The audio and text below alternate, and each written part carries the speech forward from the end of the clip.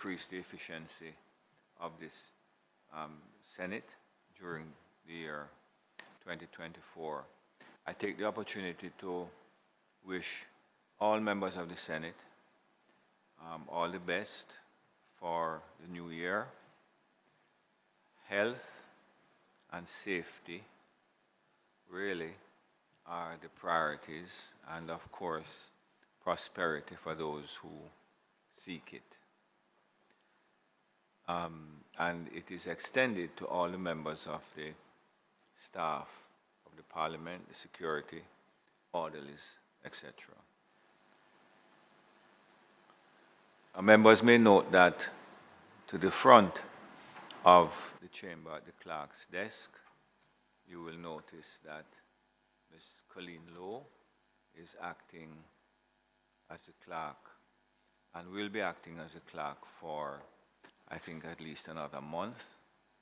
And we have Ms. Shanice Brandon. Please identify yourself, Ms. Brandon, who is acting as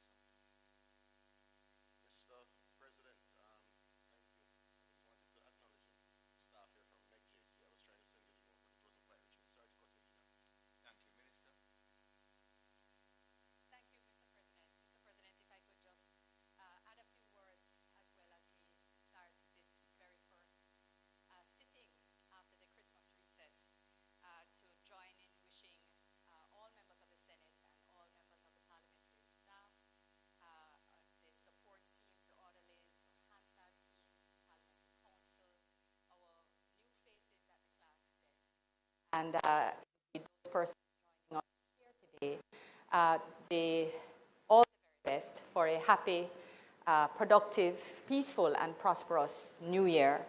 I want to just reflect on the blessings that we have been granted in 2023, including the strength to take us through the many challenges which confronted us. We did have a productive year in this chamber, and it is anticipated that we will have an even more productive one in the year coming forward. I wanted to make note, Mr. President, of the significant work that has been done by the Standing Orders Committee under your leadership. It was very good that you shared some of this information with the public over the recess so that people could understand more of what the unseen work of this chamber is, as well as what they would see on Fridays after PBCJ starts to cover. I wish to note as well, Mr. President, with your leave, that among the important matters dealt with last year was the Domestic Violence Act, the amendments to the Domestic Violence Act, and our appointment of members to the Domestic Violence Act Review Joint Select Committee. Minister Grange announced in that other place on Tuesday that the act will take effect on Monday, January 22nd.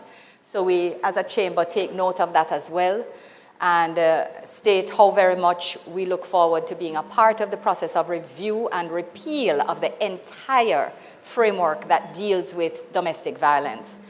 It is clearly one of the greatest contributors to murders, that is intimate partner violence and violence between persons who know each other, and that is intimate partner and interpersonal. And that is therefore has become even more important for us to deal with as a society. So I just want to note, Mr. President, the importance of that last step we took as we entered the Christmas recess, as it has in fact had benefited from work over this period.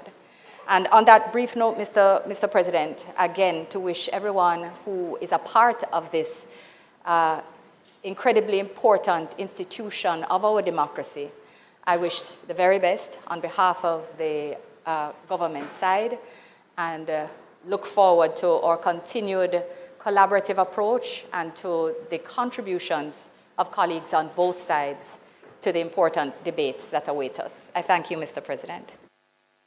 Thank you very much. Dr. Morris? Mr. President, for the brief moment that I sit in this chair, I would want to, on behalf of the members of the opposition, to join in wishing all the members of staff, or colleagues, senators, you as president, and all of Jamaica all the best for 2024, and wish for us as a country a really peaceful, progressive, prosperous, and productive 2024. I want to join in, Mr. President, with some things that the leader of government business has said in terms of the productivity of the Senate, because we have to make sure that, we present to Jamaica and review as many of the legislation as possible to advance the development of our country. But also I want to join with her in commending you and that release that was sent out over the holidays, clarifying or outlining some of the things that we have been doing in the Standing Orders Committee that I fully support and endorse, because it is tremendous work that has been done by the committee over the past couple of months. And as I've said to you, Mr. President, before, that I believe we need to carry at least an interim report to the Senate just to outline that plethora of reviews or modifications that have been proposed for the standing orders of the Senate. And I look forward to the animated discussions. I look forward to cooperating and supporting wherever we can in terms of legislation. And Mr. President, where we believe that we need to be strident in terms of our position, we are going to be strident. But we look forward to working with the government for the advancement and development of this great island of ours, Jamaica. May it please you, Mr. President. Thank you very much. And it would be remiss of me also not to just indicate that we welcome the return of Senator Charles Sinclair, who was out with a broken leg. So anybody who wishes to make a clarification concerning the actual event can direct their inquiries to him. And of course, I ask that the Senate recognize Senator Janice Allen and allow her to join us virtually. I know that Senator Allen had a recent health issue, but she's obviously back in full metal. So welcome back and Happy New Year to you too, Senator Allen. Thank you very much, Mr. President. Thank you. You see, you lose your little work already, Senator Morris. Statements by ministers. Announcements. Laid on the table of the Senate are the following. Reports on the appropriation accounts, head 0500, recurrent Auditor General's Department for the year 2021, 2022, and 2022-2023.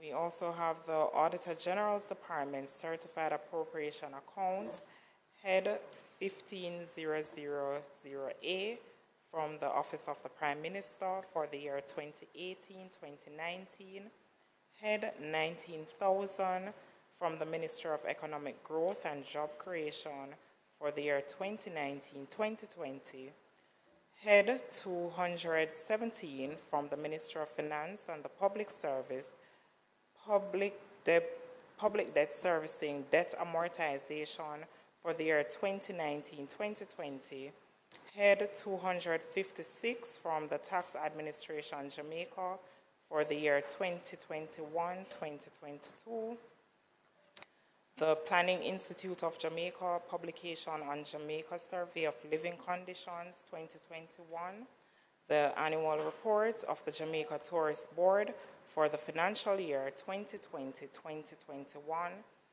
annual report of the Office of the Public Defender for the years 2019, 2020, and 2021. Annual report of the Auditor General's Department for the financial year 2022-2023. Annual report and audited financial statements of the General Legal Counsel for the financial year 2022-2023, and its related minister paper numbered 01 of 2024. Minister paper numbers 02 and 03 of 2024, entitled Certified Appropriation Accounts, head 0500 recurrent, Auditor General's Department for the financial years 2021-2022 and 2022-2023 respectively. Finally, we have a report of the Integrity Commission Oversight Committee on its deliberations on the Integrity Commission's reports of investigations into concerns that employees of the Kingston and St. Andrew Metropolitan Corporation failed to submit their statutory declarations to the Commission for the years 2019, 2020, and 2021. Thank you, Mr. President. Thank you, Madam. Bills brought from the Honorable House of Representatives. Petitions. Papers. Reports from committees. Notices of motions given orally. Questions and answers to questions. Motions that may be made at the commencement of public business requiring notice. Motions relating to the sitting of the Senate. Motions for leave to introduce bills. The presentation of bills without the leave of the Senate first obtained. Public Business Minister.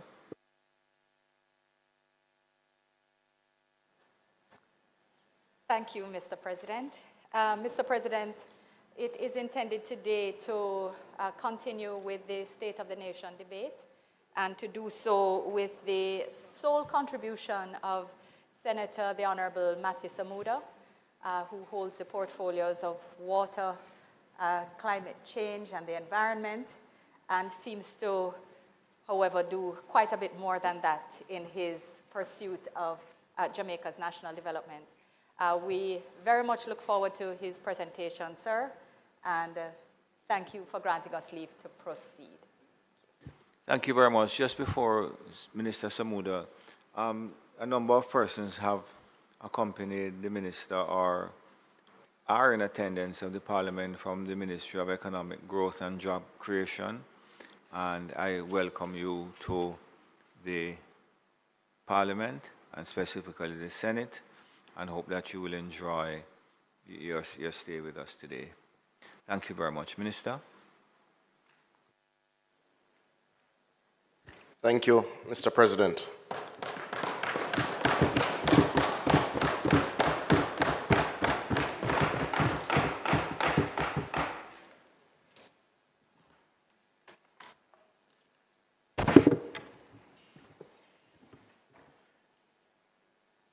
Mr. President, before I dive into the substance of the presentation, I realize that the projector behind us is not quite working, so it will be difficult for some of the tables for the opposition to follow, but I will circulate separately from the presentation. Yeah, but this is not something that is new, you know, because it has been a recurring problem. So, Madam Clerk, I'm going to ask that you deal with this issue. And Senator Samuda. Yes, sir. Just 1 minute. Senator Gale, just activate your mic for me, please. It's not working. So we have noted that, please, Madam. So, Mr. Brown, the projector, there is no reason why it should be out. And that's Senator Gale's, those two microphones are not working. Thank you. I'm sorry, Senator Samuda. No problem, Mr. President, and also, though she stepped out acknowledging that I was a little quick out of in the start of the race this morning and jumped ahead of the leader, so apologizing for that as we get started. Mr. President, for me, this is the 8th time that God has blessed me with the opportunity to contribute to the State of the Nation debate. Mr. President, interestingly, this is likely to be my second to last, or possibly last such contribution. It is a matter of public record that I intend to offer myself and win during as I enter representational politics in the beautiful parish of St. Anne. Mr. President, politics and public life is challenging. For me, it is made possible with the love and support from my wife, Natalie, and indeed my family.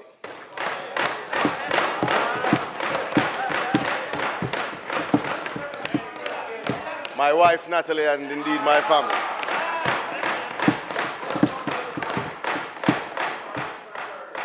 I hope the applause will continue.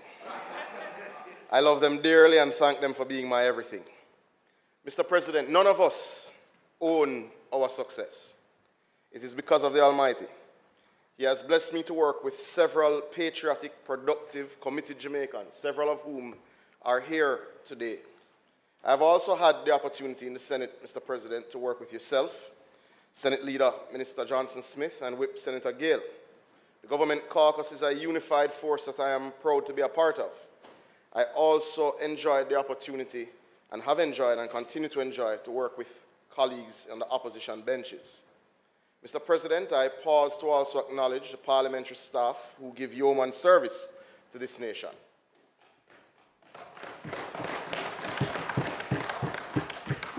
Mr. President, the team at the Ministry of Economic Growth and Job Creation, it's an honor to work with them. Led by the newly minted Permanent Secretary, watching online, yes, Arlene Williams, her CTDs, I see CTD Guthrie here with us. Indeed, all directors, all staff, ancillary workers, and of course my own office team. We continue to make unprecedented strides as we contribute to Project Jamaica. I'm also proud to work with thousands of Jamaica at the agencies for which I have oversight, in the portfolios of water, environment, and climate change. I thank them for their tireless efforts to build Jamaica. Mr. President, though still young, my political journey has included service through Generation 2000, various Jamaica Labour Party committees, chairmanship of the Mona Division, overlapping with appointments to the Senate and indeed to the Cabinet of Jamaica. And that service has led to a new phase of my journey, with me offering myself to the warm people of Northeast St. Anne to be their MP. Mr. President, though I have acknowledged you several times previous, I again thank you for your guidance and tutelage.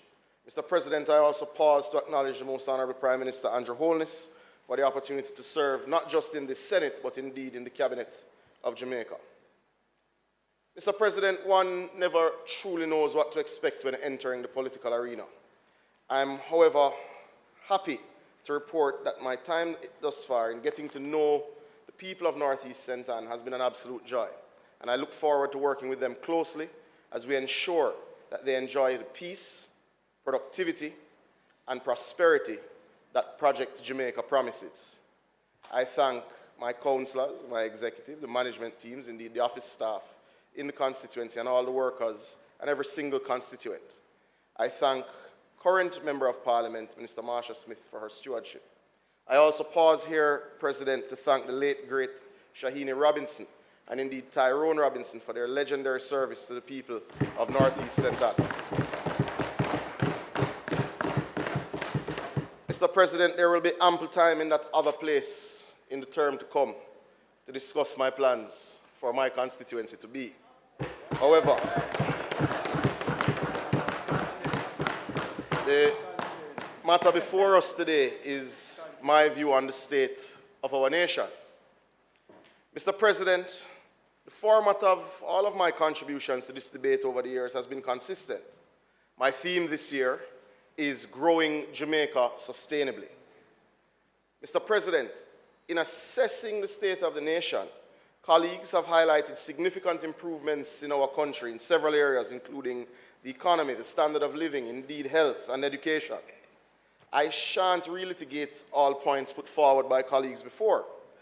I shall, however, articulate the role of the Ministry of Economic Growth and Job Creation, and indeed my specific portfolios in helping Jamaica to achieve the peace and productivity that it craves and that it deserves.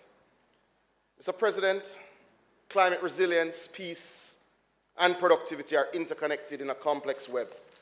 Climate resilience involves the ability of communities to adapt and recover from the impacts of climate change. When communities are related, or rather resilient, to climate-related challenges, it reduces the potential for resource conflicts triggered by environmental stress.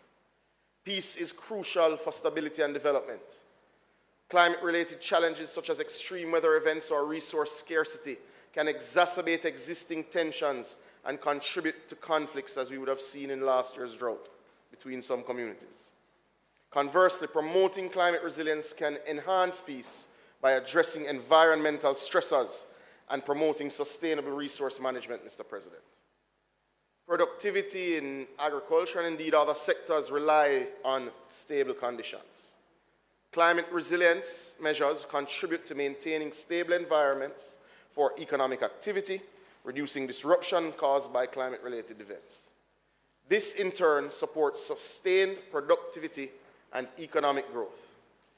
Mr. President, fostering climate resilience helps prevent conflicts triggered by environmental issues, contributing to peace and provides a stable foundation for sustained productivity and development. Mr. President, I suspect the leader of opposition business in the Senate, not yourself today, Donna, but you know who we mean, and indeed the spokesman on everything, it seems may have accepted the above and also recalled my contribution in crafting his contribution, my contribution last year in crafting his contribution to the State of the Nation debate. Mr. President, colleagues will recall that last year I posited the following: we are either leaders or we are not. We are either advocates for sustainability or we are not. We are either climate change warriors or we are not. We are either defenders of the right of Jamaicans to have access to potable water or we are not. Mr. President, the only difference in my usual approach to the State of the Nation debate between last year and this year is that I'm duty-bound to respond to some of the false assertions made by the Shadow Minister of Everything, especially as it relates to matters of national security and the environment. Mr. President, national security by any name is the most challenging of portfolios in Jamaica. This Jamaica land we love benefits and suffers from its geographic location. We are in the most violent region in the world, as evidenced by the global murder data. We are in the geographic center of shipping routes for both guns and drugs, and the largest markets for both are all around us. To my mind, Mr. President, those factors, along with the general liberal outlook on justice in Jamaica has caused a significant rise in gang-fueled violent crime since the 1990s. The country, though it has made significant strides in addressing this monster, has not yet returned to peace. Mr. President, the Shadow Minister and everything has been using the word revisionist a lot recently. I caution him to stop attacking the public servants and indeed national institutions. The attack on the Jamaica Constabulary Force for quantifying and documenting incidents of crime in the exact way it was done and tracked under his tenure is unbecoming and vulgar. The men and women of the JCF should take note. Mr. President, I remind colleagues that I started this response, though it may be labeled a rebuke, by acknowledging the difficulty associated with the national security portfolio. However, it is the shadow spokesman on everything that would love to revise history. His tenure, Mr. President, was not a success. He attacks the statistics because they do not show a Jamaica that was safer under his tenure. Beyond that, where one uses the LAPOP, victimization surveys, or the Don Anderson surveys of late 2015 and early 2016, he would love his colleagues, because certainly we haven't forgotten, to forget that a part of the reason that they sit on that side is because not just the appallingly high unemployment and poverty rates of 14% and 21% respectively in 2015, but it was their management of the health sector and indeed, yes, the national security portfolio while they're over there. Mr. President, just to remind the nation that peace is our aim, our goal, our ambition, and the focus of our efforts. In moving on from this subject, I feel it imperative to remind colleagues and the nation of the following. Facts have no friends. Total reported crime, along with serious and violent crimes last year, declined by 10% and 8% respectively, relative to the previous year, and was at the lowest level, Mr. President, in 21 years. A more peaceful Jamaica, Mr. President. The most egregious crime outside of murder, Mr. President, to my mind, is rape. And one incident is far too many. However, since 2015, Mr. President, we have experienced a 35% decline in rapes in Jamaica. A less traumatized Jamaica, Mr. President. Accusatory crime, Mr. President, meaning robbery and break-ins, declined by 14% when compared by the previous year. But, Mr. President, in 2015, Jamaicans experienced 3,731 incidents of robbery and break-ins. In 2023, Jamaicans experienced 1,647 incidents of such robbery and break-ins. Now, Senator Crawford is not here to help me with the maths, but my rough estimate was that reflects a 55% decline in accusatory crimes since Senator Bunting's time there, Mr. President. A safer Jamaica, Mr. President. Now, the murder rate is unacceptable. No one is making or can make light of that. However, this administration is making the investments, the legislative changes necessary to fight the transnational gangs which maim and murder our people. I encourage the opposition to continue to support our legislative agenda and not cling to a liberal, unrealistic view of the threats this nation faces. Through our investments, Mr. President, our national resolve, and indeed by the grace of the Almighty, we will defeat the gangs and bring down murders, Mr. President. Mr. President, curiously, the Shadow Minister of Everything also delved into the matter of environment.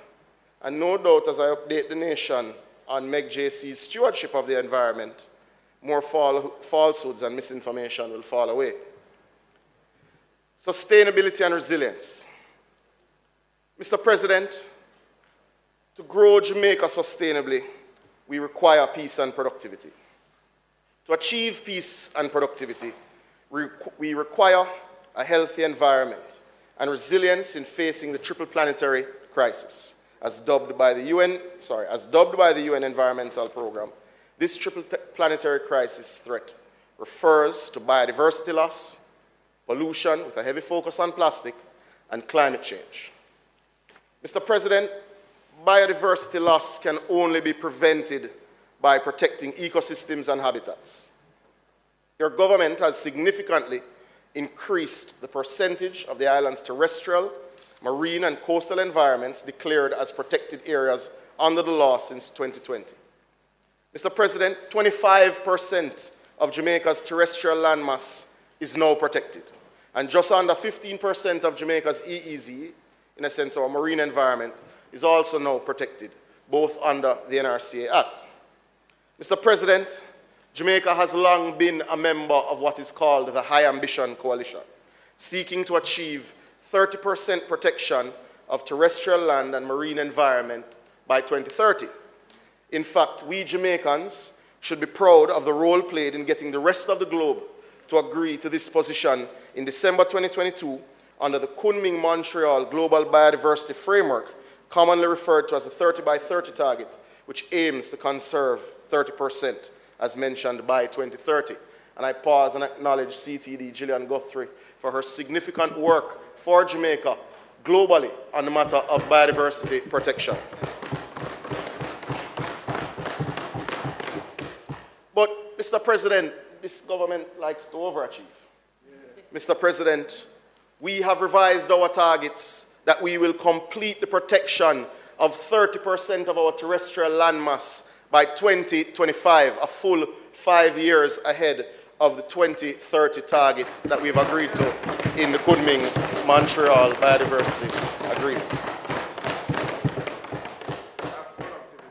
But how did we get to 25%? And colleagues should remember recent announcements of protection under the NRCA Act and declarations. We should recall the declaration of the Cockpit Country Protected Area some 3 years ago. We should recall the declarations last year of the Pedro Keys and surrounding waters as the country's most recent protected area. But certainly, as I know Senator Hill will recall, we should remember the declaration of the Black River and Morass area the year before.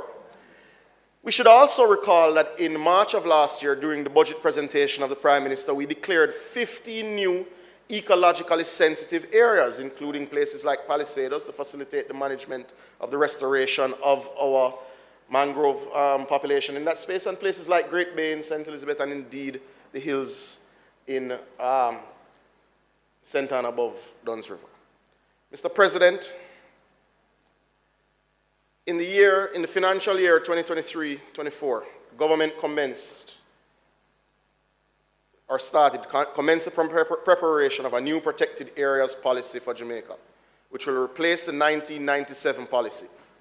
Thereafter, the government will pursue the promulgation of long overdue omnibus protected areas legislation that will govern over 350 declared protected areas in the country, including fish sanctuaries, national and marine parks, and cultural and heritage sites. Mr. President, in strengthening the legislative framework governing protected areas, the government promulgated new protected areas regulations under the Natural Resources Conservation Authority Act in 2023-2024. Mr. President, I am proud to hold these gazetted regulations up this morning as they have just come from the printed office, Mr. President. These regulations, as the law allows, have been passed by the board of the NRCA, or approved rather by the board of the NRCA. Hot off the press. Mr. President, work on the National Land Use Land Cover Assessment, which started in 2023, is more than 84% complete and is scheduled to be finalized before the end of the financial year. This major undertaking, which utilizes high-resolution satellite imagery, acquired in 23, is designed to support the country's planning and development processes, not the Google Earth images presented by Senator Bunting. This major undertaking utilizes high-resolution satellite imagery acquired in 2023. It is designed to support the country's planning and development processes, as the information will not only advise on gains and losses with respect to forest cover, but will also provide invaluable information on land use and land cover to inform all planning activities. Mr. President, it is anticipated that once this work is complete, it will confirm the results of a small-scale land use assessment activity using dated national data obtained from the recently concluded RED Plus capacity project of 2018 to 2022. That preliminary assessment provided indicative information that approximately 52% forest vegetation cover, which would be a notable increase over the 2013 figure of 40%. But you didn't hear there was an increase in forest cover during that last presentation. Quite interesting. While current trends strongly suggest that the regeneration of forests on formerly mined out areas, inactive or agricultural lands has supported this net gain of forest when compared to losses, the agency anticipates, being the Forestry Department, that the completion of deeper analysis of the contributing factors through the ongoing land use land cover assessment will provide better and deeper insight to inform the growth. See if it will oblige me.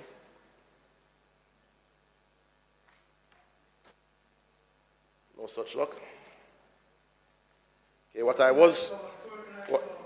no, it's working like the opposition, unfortunately, that's why it's on your side. But the attempt, well, my side has a graphic. So, Mr. President, the intention was to show the tree cover in off-reserve areas and show the growth coming from the Red Plus project. Mr. President, I was not here when the Shadow Minister and everything made his contribution at the last sitting of the Senate, nor was I sufficiently motivated to watch it on YouTube. But I assume when he claimed there was mining in the cockpit country, at that point a point of order was taken because it was a lie and it was withdrawn. I assume. I haven't checked the Hansard yet. I further assume that when he completed his presentation, Senator Fraser-Binns pulled him one side and suggested to him that the use of Google Earth was not sufficient and that he consult the Red Plus data, which she's aware of, that showed the increase in forest cover and the restoration of mined out lands. Mr. President, I'm sure she did, to save him from himself. And I'm sure, was he here, he would have come and withdrawn the statements about the forest cover and indeed the cockpit country, as they are incorrect, Mr. President. I'm sure that would have happened. But, Mr. President, Senator Bunting's newfound interest in environmental protection is welcomed. We are recruiting advocates. It is proof, Mr. President, that even someone who sat in a cabinet that approved exploratory mining licenses of lands within the cockpit country, in fact, a cowardly cabinet that did not accept the recommendations of NEPA and Forestry Department for the declaration of the cockpit country as protected, can evolve. It is proof, Mr. President, that someone who sat in a cabinet while they chose to develop the Goat Islands and develop a coal plant in St. Elizabeth can learn and grow. Mr. President, one wonders if this newfound interest in the environment has prompted his discussion with his party president, Mark Golding, about his abstention in the vote in this chamber on the plastic ban in 2018. One wonders if that conversation has happened. But we are recruiting advocates for environmental sustainability, and we welcome Senator Bunting's newfound interest. We hope he will take guidance from Senator Fraser-Binns and avoid misspeak in the future.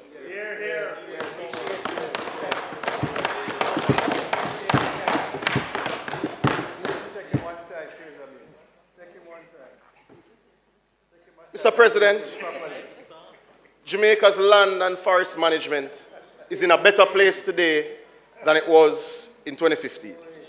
I am proud to announce that our Forestry Department, working in collaboration with the Bureau of Standards of Jamaica, Senator Hill, and indeed with funding from the EU Budget Support Program, has secured for Jamaica a prestigious marker of sustainability.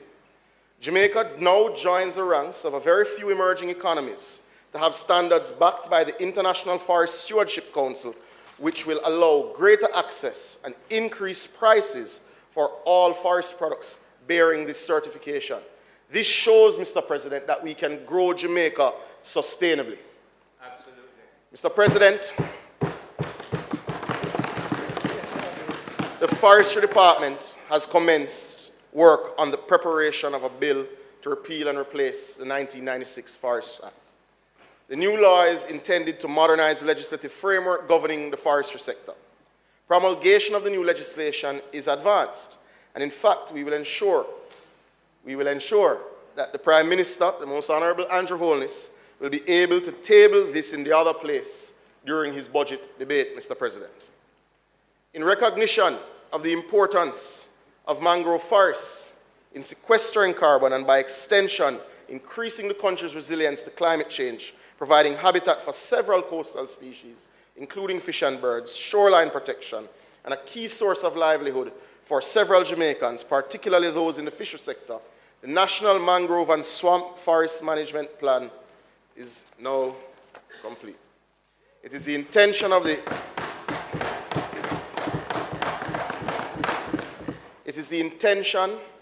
the Forestry Department, in collaboration with key stakeholders, having developed this plan, to ensure that we bring it to life, as it will require several NGOs, community groups, etc., to make what is in the document a reality. Jamaica, for management purposes, is divided into 26 watershed management units. Not like the 15 parishes that, well, it's 40. Portmore? All right, we'll get there. We'll get there. We'll get there shortly. But Jamaica, for management purposes, is divided into 26 watershed management units. Well, she won her seat, so it's not a bad person to aspire to. But several of these WMUs are degraded or severely degraded due to the impacts of natural hazards, such as hurricanes and storms, climate change, and indeed land use change. The health of these ecosystems is extremely important in maintaining the quality and quantity of the island's water resources. In an effort to enhance the management of watersheds, the government pursued the development of a watersheds policy, tabling a green paper in last year, March. We have done significant consultation and we expect to complete the white paper this calendar year. Mr. President, MEGJC will complete this policy. Once this policy has been finalized, the government will turn its attention to the updating of the Watersheds Protection Act, 1963, so it is well overdue. Mr. President, an initiative that has been discussed several times in this House is the National Tree Planting Initiative. The Forestry Department has planted or distributed and tracked some 2.8 million trees, representing 94% achievement of the target to date. Colleagues will remember that last year we had a severe drought. That is the only reason we had delays and didn't complete the 3 million tree target by the end of the year. However, we expect to complete and surpass that planting target by middle of 2024. Mr. President, so that would have been the map that I was trying to show earlier, and I'll come back to that in a second.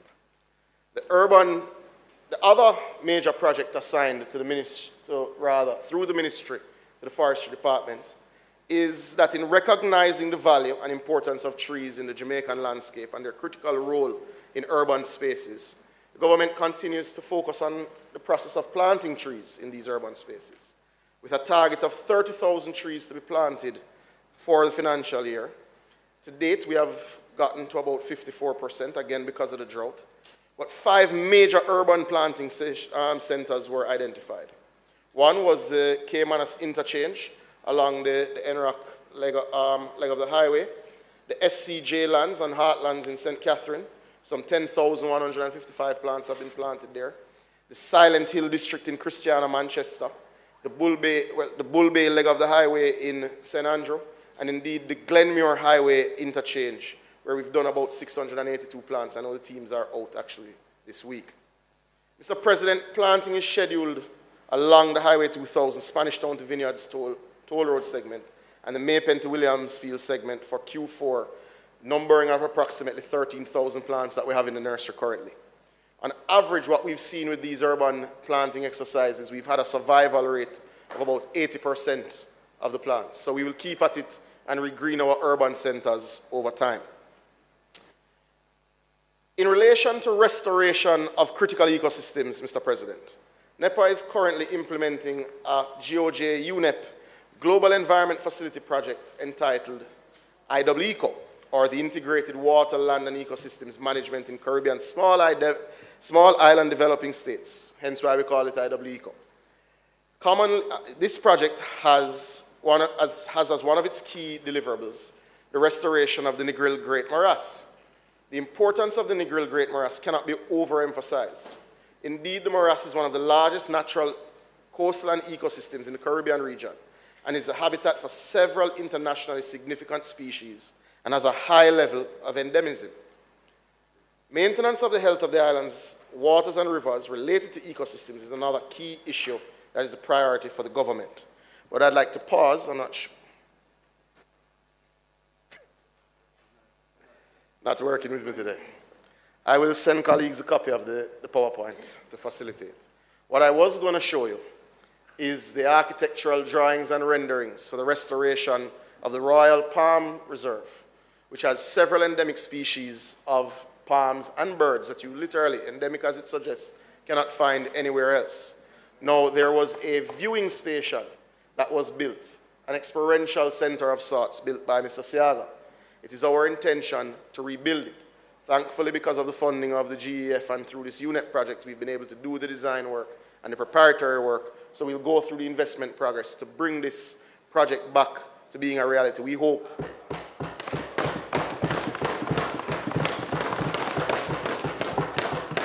hope access to this facility will trigger the growth of new environmentalists, of a social conscience of many of our students who will no doubt venture to this location and visit it for field trips. We also expect to open it up to families who live in the Negril area as a critical green space, as well as make it available for those who visit our island. Thank you. Minister's time for speaking is up.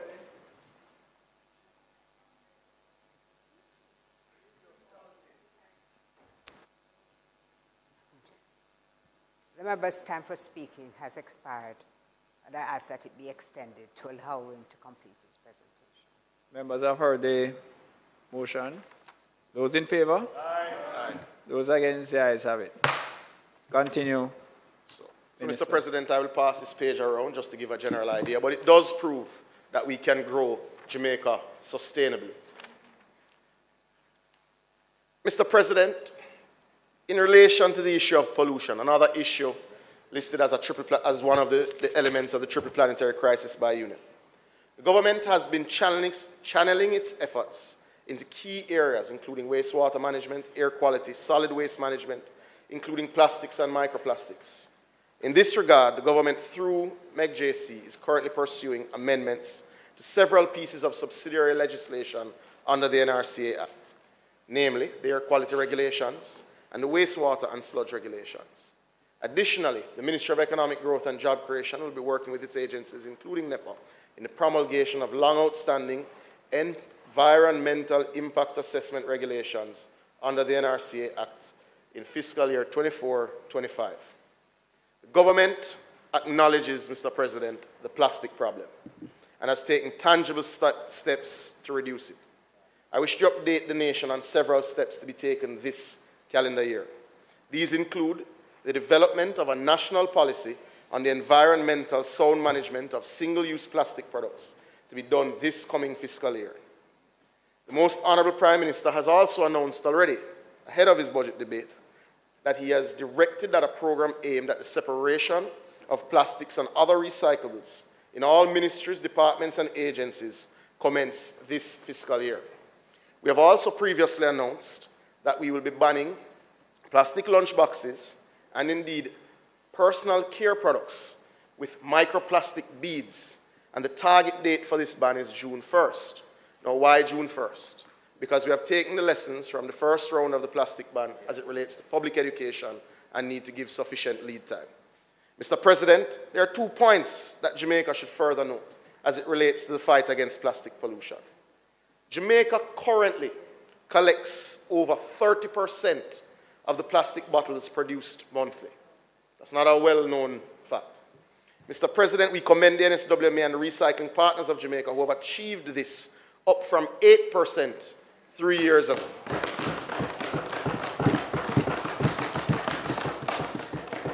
But we're ambitious with our environmental targets. We're in a race against time to ensure we improve our waste management. And one of the ways to improve our waste management is to ensure we extract plastic waste from the waste stream. We will continue to work with stakeholders to determine the appropriate legislation necessary to achieve our goal. Our goal, Mr. President, and for the country to understand, is not less than 70% of all plastic being produced monthly to be collected and recycled for the benefit of Jamaica.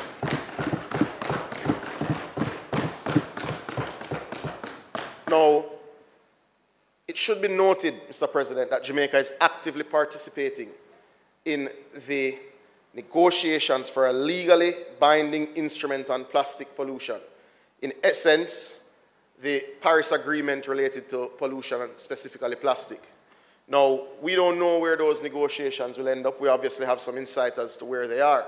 But it is our intention in Jamaica to make sure that whenever that is agreed, we are ahead of targets and able to sign and ratify almost immediately once that is agreed. The efforts, Mr. President, and the fight to halt biodiversity loss and tame pollution will be underpinned this year, Mr. President, by significant increases in fines, both for breaches of the NRCA Act and the Wildlife Protection Act.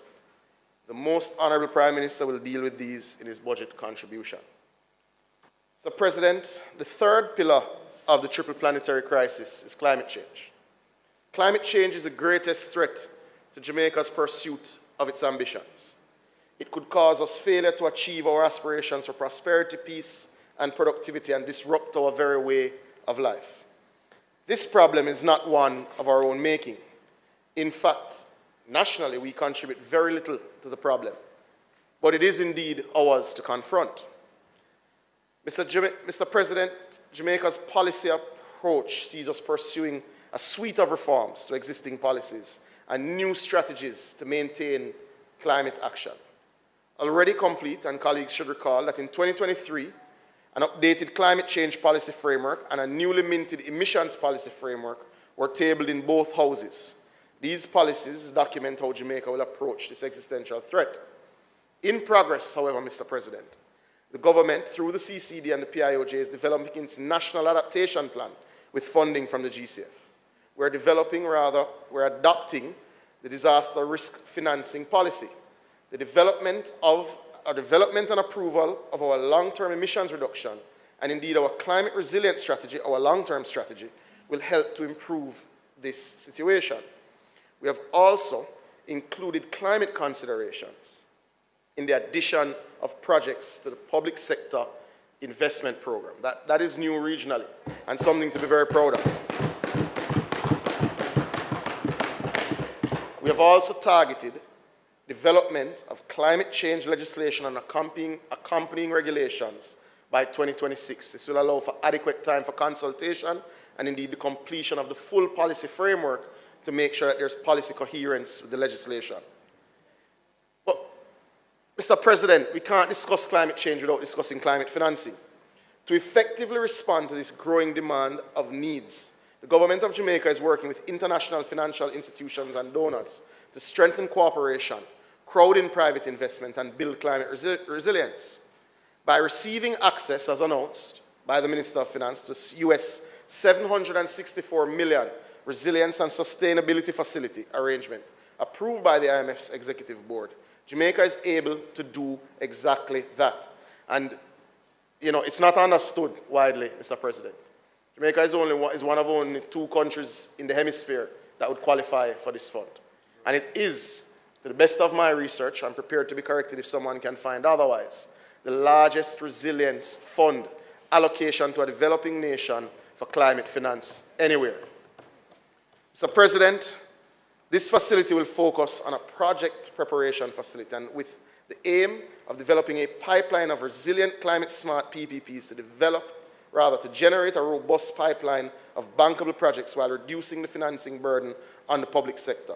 It starts with identifying systemic climate risks and climate hotspots through the Jamaica Systemic Risk Assessment Tool, which colleagues should recall in my last State of the Nation, I went at length to show how that works. In essence, it takes thousands of data points and ranks climate risk, so we're able to invest in line with the risks that we face in strengthening our infrastructure.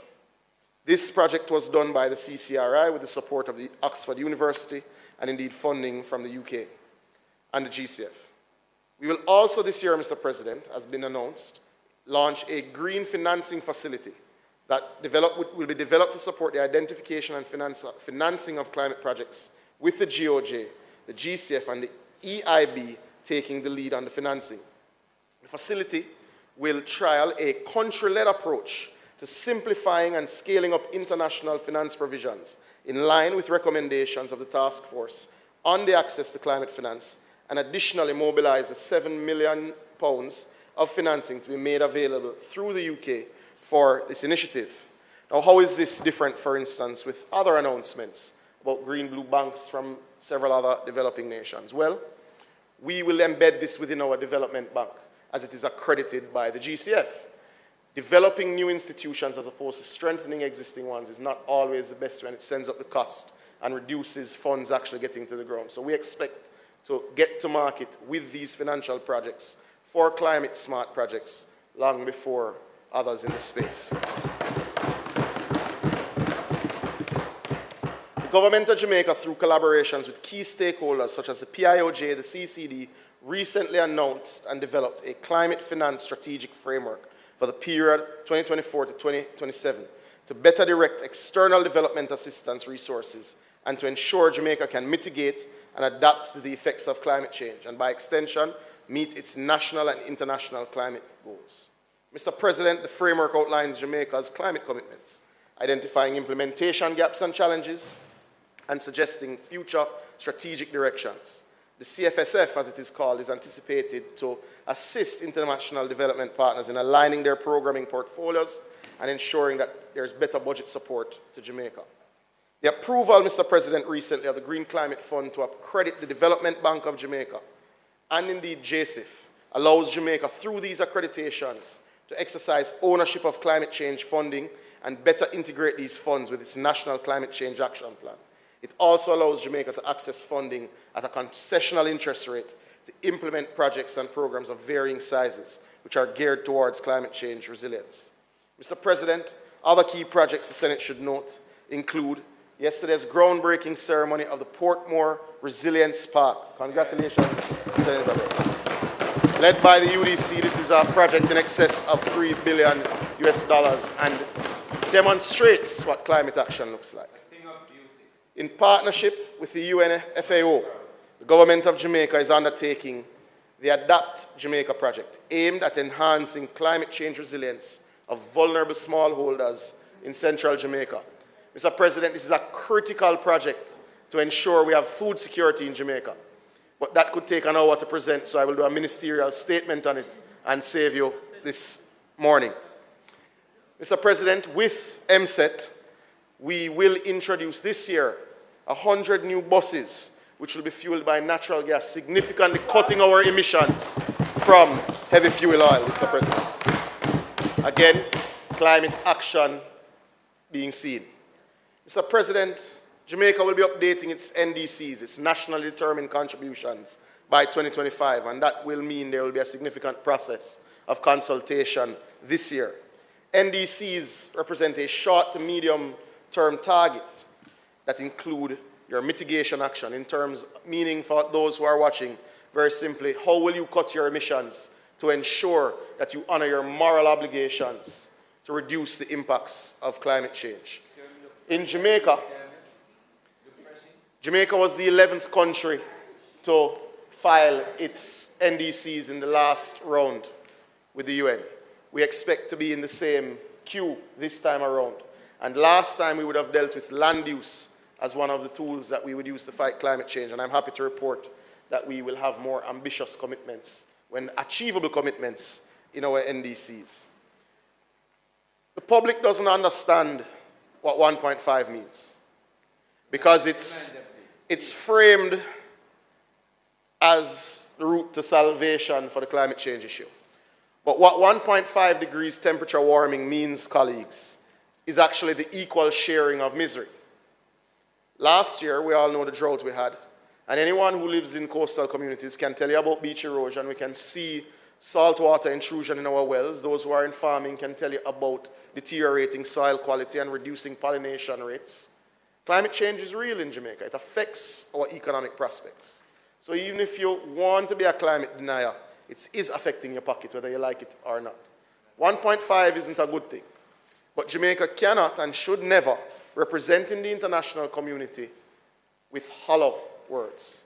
It is why our mitigation plan and our plan to decarbonize through our energy transition and through the greening and electrifying of our fleet is so absolutely critical that when we demand the changes from our larger neighbors and our larger friends in the G7 and G20, that we stand on a morally sound position.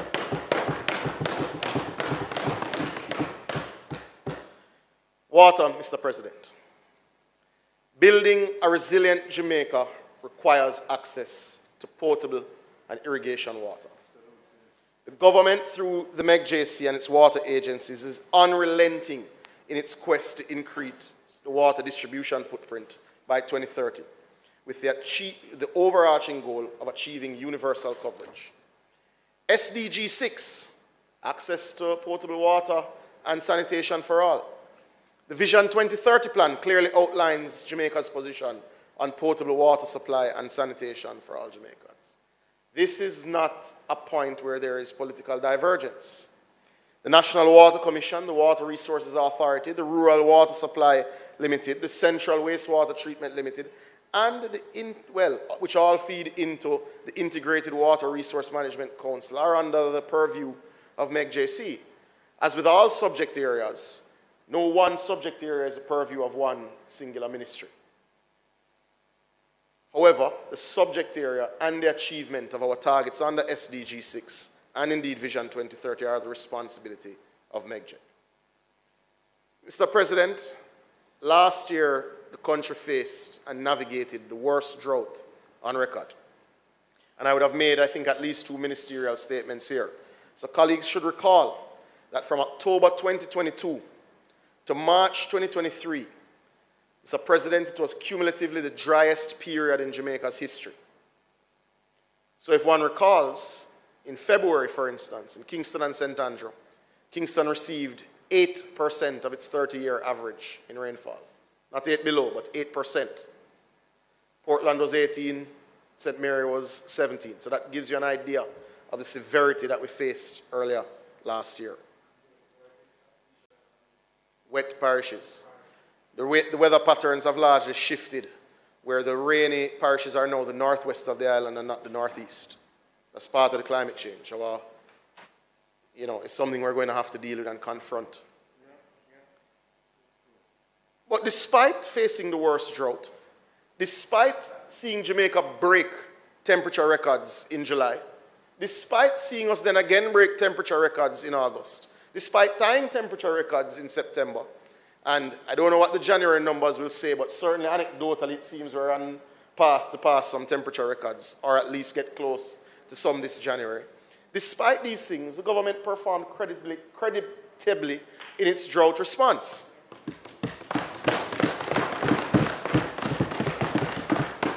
Colleagues will recall that in financial year 2022 to 23, 200,000 Jamaicans island-wide benefited from capital investment projects totaling some 4 billion Jamaican dollars, Mr. President. And we got the benefit of those projects with significantly reduced leaks, and that is why we were able to get through the worst drought in our history.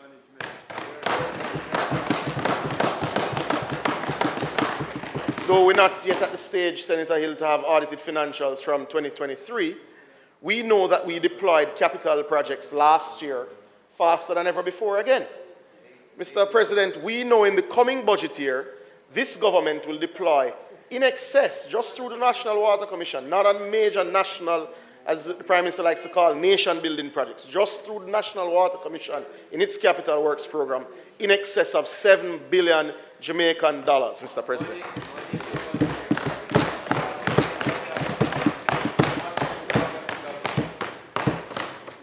Mr. President, 75% of households are connected to NWC, 15% are connected through municipal systems, and just under 10% get water from non-government sources. Colleagues, that's not good enough. That's not where we should be in 2024. This policy, which was an update of a previous national water sector policy, has helped us to get there, and we're proud of the fact that we've made up significant ground over the last 20 years. But knowing my colleagues, I know none of us believe that 75% of households connected to NWC is good enough. None of us believe that the 10% which aren't connected to municipal systems is good enough. Now, how we approach the discussions on the water sector policy is going to require some political maturity, and I think should be looked at outside of the lens or proximity to either a local or a general election. So we will work on our green papers and position papers so that we can have non-political, level-headed debates, because there are financial implications. But I want to assure the country, especially those living outside of the footprint of the Water Commission or the municipal small water systems, that we don't think is good enough. We are working on financial products and the policy products that will ensure we meet our obligations, not just to the UN with SDG 6, but to you, our citizens, because you deserve the access to the potable water.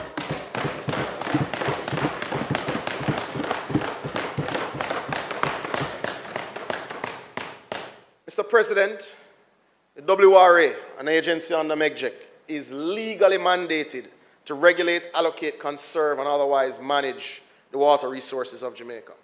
It's expected that when this is done, it spurs growth, social transformation, through sustainable utilization of water resources. It's why, Mr. President, fresh off the press again this morning, I'm happy to highlight the National Water Resources Master Plan, gazetted just this morning. The master plan is available as a consultative tool for as a resource for policymakers, water managers, abstractors, and all other stakeholders in the water sector. Mr. President, government has been hard at work turning on the pipes when the camera is there, when the camera is not there.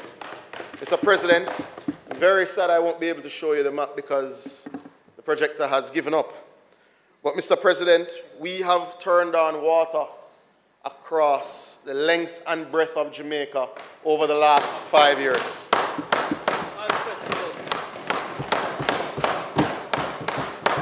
And because it's important to the records of the Parliament, I'm going to read through them. Because the people in these communities who have had their lives transformed should be acknowledged in the records of the Parliament.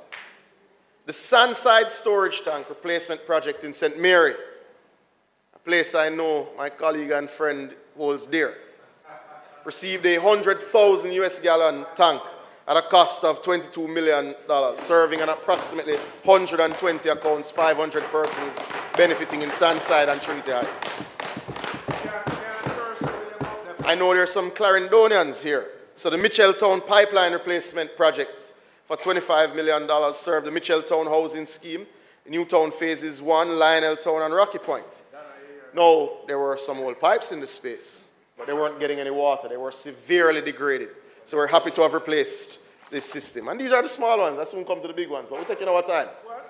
The pipeline upgrading the works from Stirling Castle and Padmore in rural St. Andrew was an upgrade of the 1-inch line that was totally inadequate to a 4-inch line supply at a cost of $35 million, providing regular water supply to some 900 persons that didn't have it. One of our larger investments for those who live in Trelawney. I know Senator Webber may as well live there, depending on how you look at the weekends, right? We upgraded at a cost of $100 million the intake. Now what the intake is a filtration system that pulls water from our rivers. Now most of those are analog and very outdated. We put $100 million into it so that every single time the rain falls, you don't hear the issue of turbidity. We've put in a digital filter system that allows water to flow. This has benefited in excess, Mr. President, of 20,000 Jamaicans in Trelawney, St. James, and St. Anne, and will facilitate new projects by way of housing, retail space, and indeed hotels. The The Duckenfield storage tank in St. Thomas, Mr. President. You know, we've been making a lot of investments in St. Thomas, benefiting some 4,500 people with that 50,000 gallon tank, $20 million. The Yorktown storage tank replacement project, about $22 million, dealing with Howell's content, Bullard's content, Hopewell, Parnassus, Denby Drive, Fogar Road, 4-part settlement in Clarendon. In St. Anne, we replaced the Liberty tank placement, Liberty tank on the boundary of Northwest and Northeast St. Anne with a 50,000 gallon tank supporting 616 households. In St. We have all day though, it's only me on the agenda. The Maca Hill water supply system in St. Mary again, $31.5 million, helping the people in Highgate, Senator Morris. In Clarendon, 3 water projects were completed for distribution across the southern belt at over $212 million. They included the Portland Cottage supply system, 5,000 residents, $117 million. They include the Salt River water supply scheme at a cost of $34 million, 2,500 residents. They include the mineral tank system, as mentioned earlier. Now, I'm sorry you won't be able to see it, but I certainly will circulate. This is the map of completed projects thus far in the financial year. Now, the ones in yellow with the star are the ones I was able to tour by time-wise. The ones in green represent the other capital works projects that we haven't physically had a chance to commission. And you'd be surprised, it's not the members of parliament or the councillors that call you first. You get the calls at the office from the residents and say, oh, so you can't come take picture, turn on my pipe too. It's very interesting, even sometimes before the political representatives, regardless of which side are able to call you. The residents see when they do the pressure testing and and the water coming through, and they start to call the office regardless of which community they're from and say, come acknowledge that we now have our water. It's a very interesting experience, Mr. President. So I'm passing this around when I last as it goes on both sides of the aisle. It shows a map of projects. But more importantly, and we have our budget cycles, so you don't start procurement without having the money in place when the new budget starts, which is why so many projects finish in the second half of the year. Mr. President, this is the map of the projects that are underway. You'll notice that it doubles the projects which are completed for the year. So between now, certainly March, latest June, projects underway. Absolutely. Now, I'll pass this around in a little bit. The work is underway in Kingston and St. Andrew for $770 million of projects. They include sewer expansions for $320 million in Mona, an area which has seen their water table severely polluted because of when that scheme was built, in the same problem we're having in Portmore, same problem you're having in certain communities in Clarendon because of the backyard pits. So we're also, to protect our water supply, we're also in a race against time to ensure that sewage coverage is significantly expanded. The President, one that I know the Prime Minister is particularly proud of is the line to Port Royal, because ultimately we know that it's not just the size of the community, but we know that the persons that have lived there all of their lives deserve the opportunity to realize the awesome economic possibilities of their homes. So we have invested, Mr. President, some $430 million into the community of Port Royal so that the citizens there have reliable potable water, have access to sewage, and there is commercial opportunity in the space. Some 2,000 people have benefited already, but we certainly expect with the commercial investments that will come, their benefit will grow, and others from downtown Kingston and indeed Harborview will benefit. So, President, there are major projects which we've just completed the procurement of, and we're proud of. Essex Hall in St. Andrew.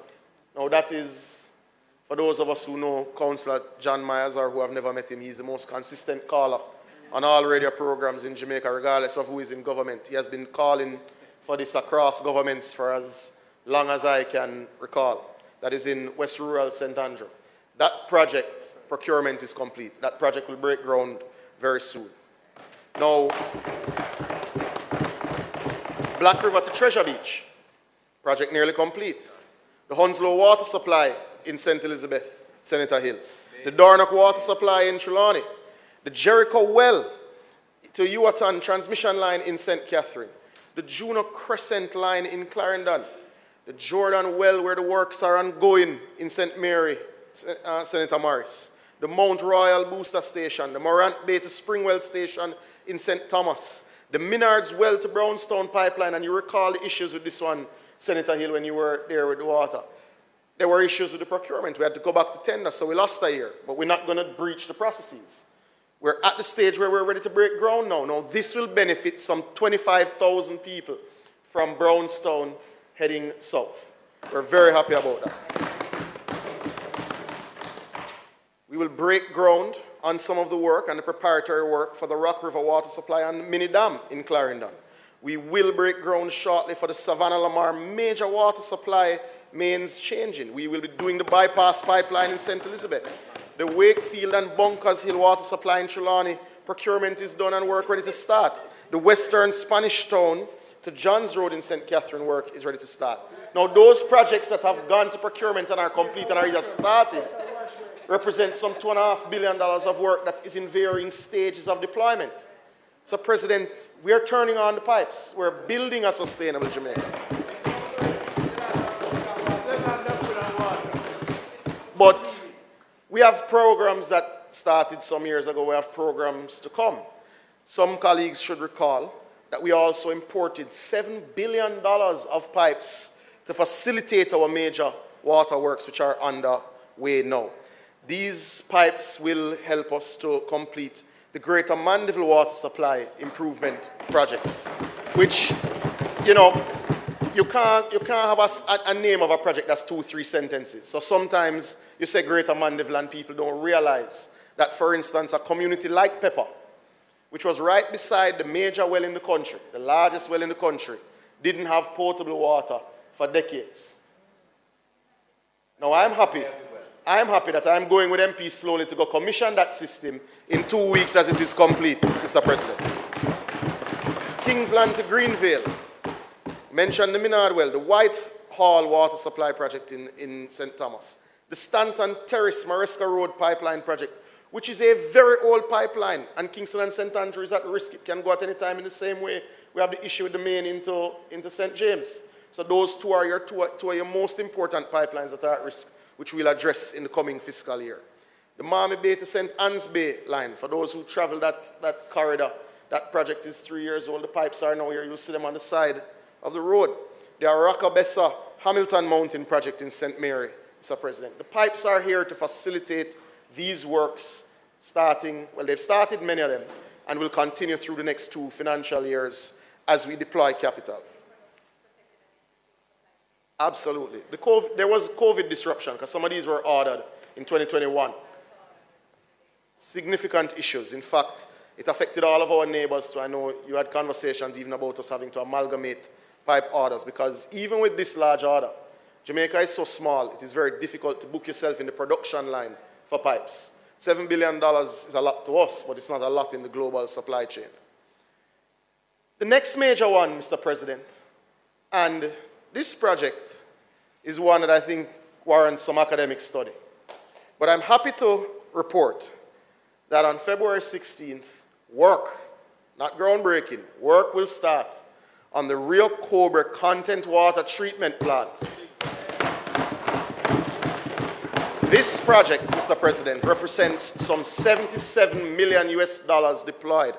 Now, what does this mean for the people of Kingston St. Andrew, the soon-to-be parish of Portmore, the parish of St. Catherine? In the worst drought in the country's history, last year we were short 12.5 million gallons of water daily.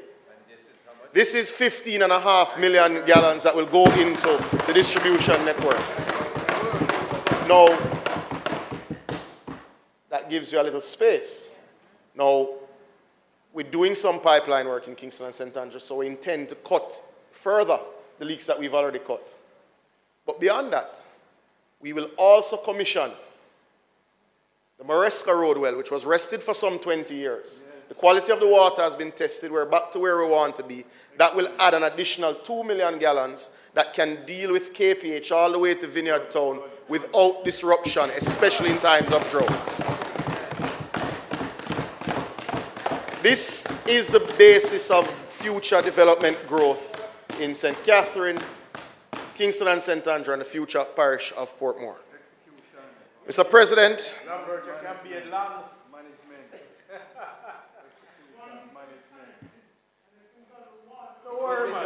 well, we have it in the pipeline. Don't worry. You know, Mr. President, I think that opening that door isn't necessarily in the interest of the discussion, because colleagues should recall that when the Washington Boulevard was widened under then PNP administration, pipes were laid. Those pipes, they weren't reserve pipes. Those pipes were supposed to deal with issues that would have supplied the entire Red Hills, Dunrobin, come down, basically. Oh, Mr. President, because sometimes we assume that everyone follows current affairs, the public may not be aware. After spending hundreds of millions of dollars to lay these pipes, Mr. President, the then administration did not connect them. Mr. President, we have found schemes built under Operation Pride all across the country that had pipes laid and were never connected to the Water Commission, Mr. President. Mr. President, there are schemes where work was signed off on, developed in Portmore, where the wrong types of pipes were laid and somebody signed them off. And then we wonder why you have pipe issues. Mr. President, the first brief I received from the Water Commission when I was assigned the portfolio responsibility, admittedly, I felt overwhelmed. Because when you saw the scale of the issues from decades of mismanagement, it was overwhelming to contemplate that you were going to be the one facing the public trying to explain that it wasn't us. But we haven't done it that way. We have said to the public, the problems exist, but we're going to fix them by 2030, Mr. President.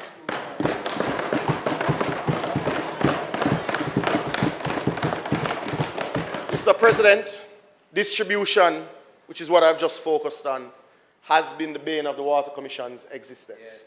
Many of our parishes have non-revenue water in excess of 70%.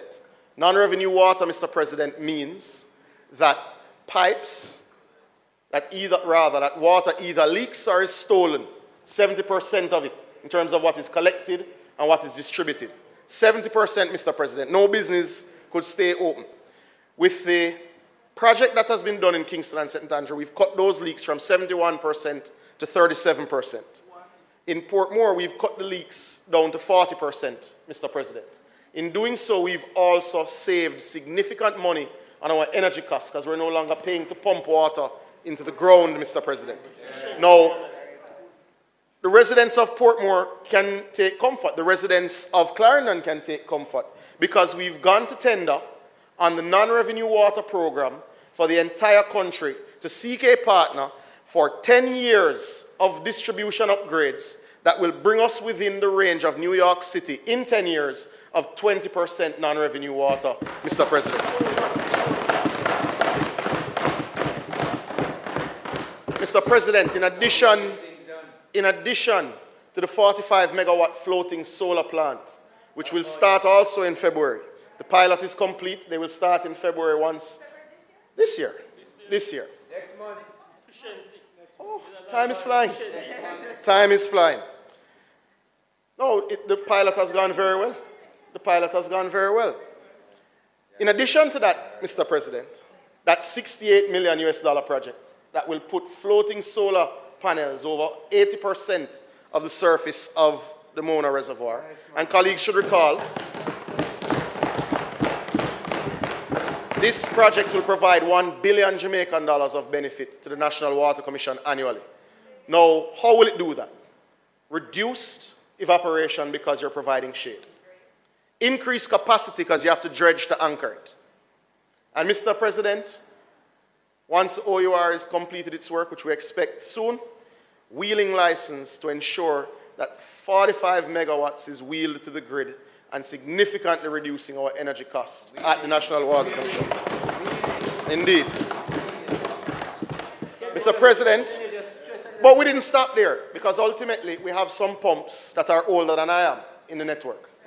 So this year, we will spend some $900 million in starting the process to remove the oldest pumps and most unreliable pumps first. Now, this will significantly reduce our energy cost and will also increase reliability significantly to ensure that residents have way less downtime in their water systems, Mr. President.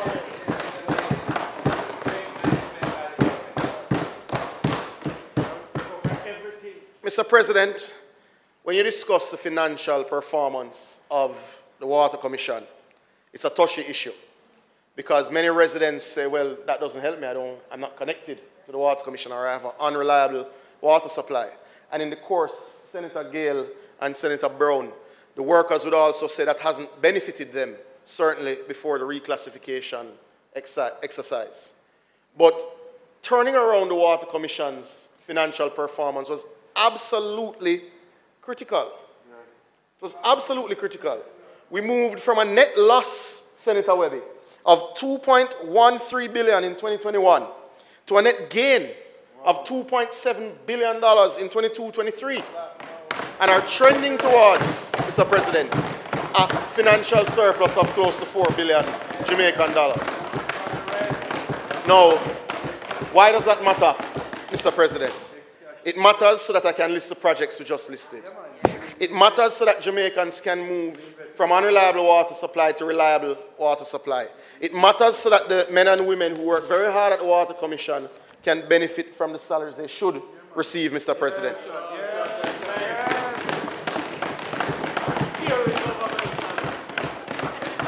This has allowed us to increase the fleet of the Water Commission, also increasing the efficiency of the Water Commission.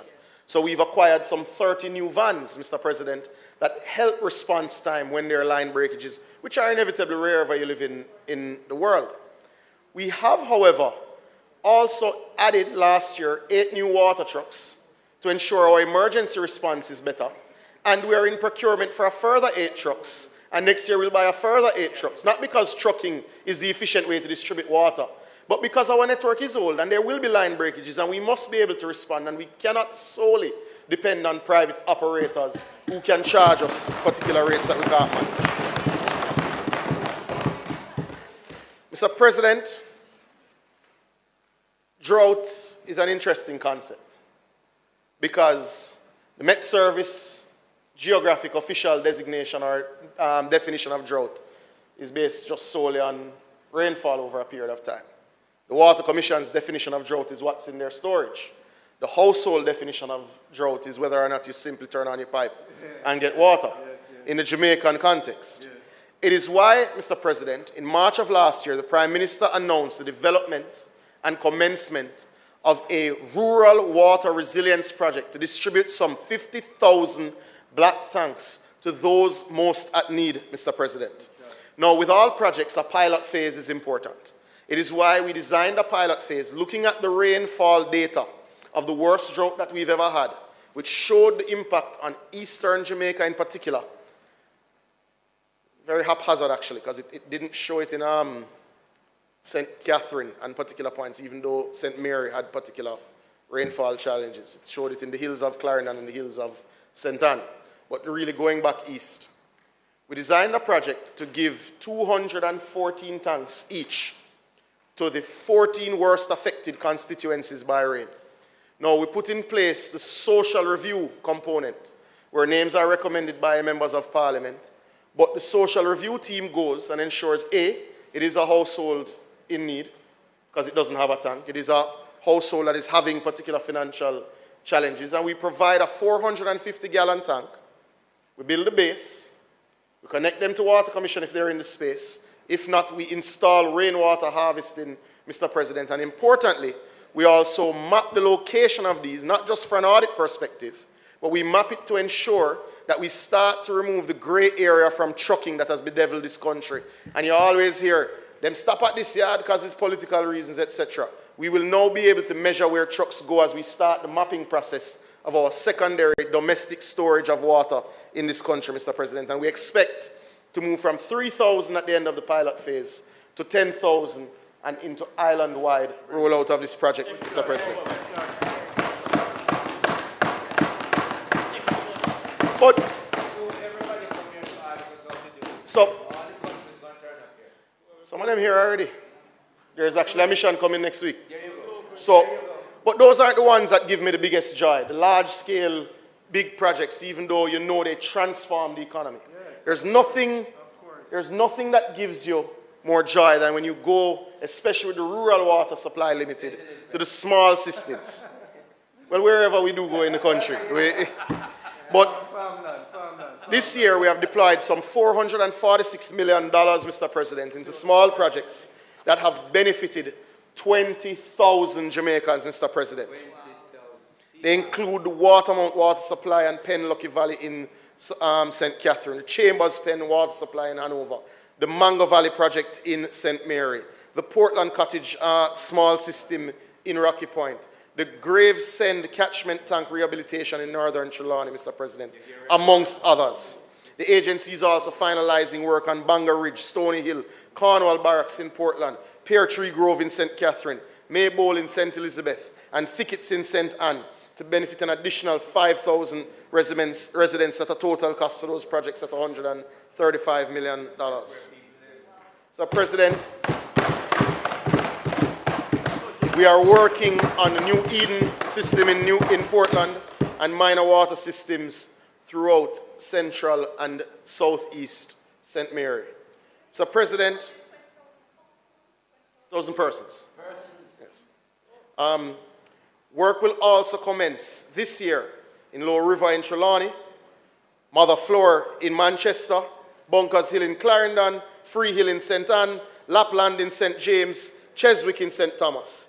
These projects combined will benefit an additional 7,000 residents, Mr. President. The agency continues to provide rainwater harvesting systems for rural schools, Mr. President. Among my most fulfilling moments this fiscal year was the commissioning of the water system at the Albert Town High School in Trelawney, which was constructed at $4.75 million, but put in place reliable water storage and rainwater harvesting for 742 students, for 9 administrative staff, for 54 teachers, and 14 ancillary workers, and you could see the joy of having that system.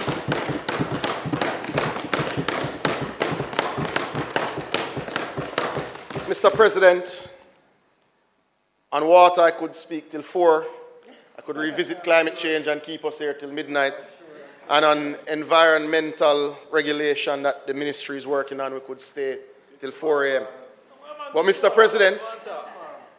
President, we are growing Jamaica sustainably. We are growing Jamaica sustainably as we seek peace, productivity, and prosperity. It is not an easy feat and could easily, as we said, be discussed all day. However, I hope that I've provided suitable updates. Sorry? Donna is a lovely lady.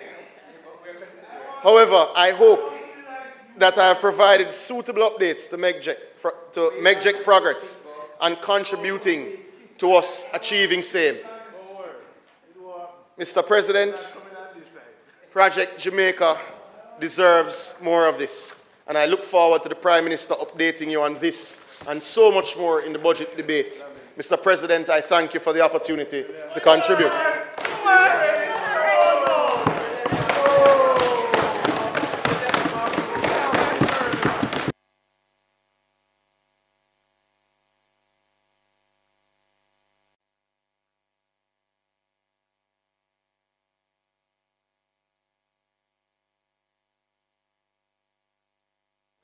Thank you very much, Senator Samuda.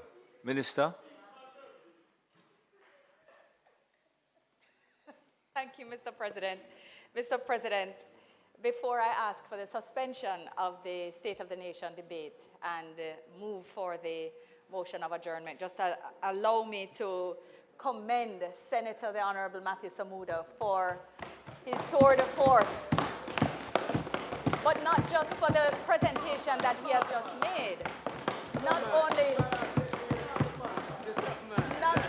Mr. President, for the presentation that he has made, but for indeed the thousands of lives, the thousands of families, households, individuals across Jamaica who have been directly impacted by his leadership and the team which supports him at the ministry responsible for water. Thank you. Mr. President, it was a joy to listen to it. I'm sure both sides, who are all filled with the joy that these communities have experienced, and I know their hearts, their hearts are full, and that they share in the positive aspects of delivery for the people of Jamaica, because that's the business that we're about. So with that, Mr. President, I wish to ask for the Senate to be adjourned for a date to be fixed. After, just the question is that the State of the Nation debate be suspended for a date to be fixed. Those in favor? Aye. Thank you. The question is that the Senate be adjourned for a date to be fixed. Those in favor? Aye. This Honorable Senate now stands adjourned for a date to be fixed.